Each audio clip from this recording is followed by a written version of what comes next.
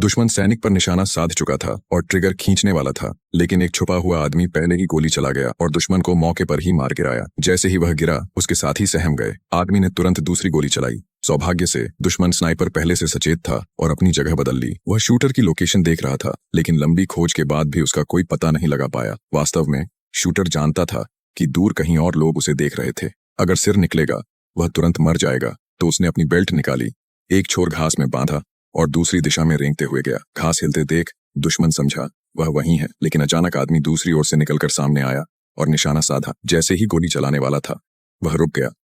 उसने समझा कि अगर वह खुद दिखेगा तो सिर्फ एक गोली के लिए अपनी जान गंवानी पड़ेगी। इसीलिए उसने दूसरा तरीका सोचा। उसने ग्रेनेड देखा, पेन निकाला और फेंक दिया। ब्लास्ट ने दुश्मनों को चौंका दिया और वह तेजी से नई जगह पर पहुंच गया। जब दुश्मन समझे, तब बहुत देर हो चुकी थी। दुश्मन महिला स्नाइपर सोच रही थी कि वह दूर नहीं गया होगा। जब घास का वही जाल फिर दिखाई दिया, उसने क्रूर योजना बनाई। उसने अपने साथी को चारा बनाने का कहा। आदमी ने सोचा वह किसी लाश का उपयोग करेगी, लेकिन उसने उसे रोक दिया। तभी उसे समझ आया कि वह चाहती है कि वह खुद जिंदा चारा बने। पहले उसने मना किया, पर महिला स्नाइपर ने इंपीरियर का जिक्र किया। अगर वह कमांडर होता तो वह आदेश मानती। सहकर्मियों के सामने वह मजबूर था। गुस्सा दबाकर वह धीरे धीरे आगे रेंगने लगा।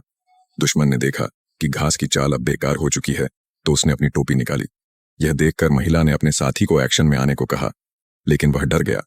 जैसे ही वह गोली चलाने वाला था, टोपी गायब हो गई। घास वाली चाल काम नहीं आई।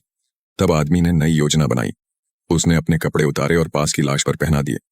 फिर लाश से रस्सी बांधकर उसे खींचा तो ऐसा लग रहा था मानो वह चल रही हो।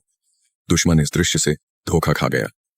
इस बार दुश्मन ने तुरंत गोली चलाई, लेकिन इससे उसकी पोजीशन खुल गई। आदमी गोली चलाने ही वाला था कि उसकी मंगेतर ने पहले ही दुश्मन को मार गिराया। वे महिला स्नाइपर का इंतजार करने वाले थे, लेकिन साथी की मौत देखकर वह डरी हुई भाग गई। उसने कहा कि वह बदला लेगी, लेकिन सच बोलकर तुरंत वहां से भाग पड़ी।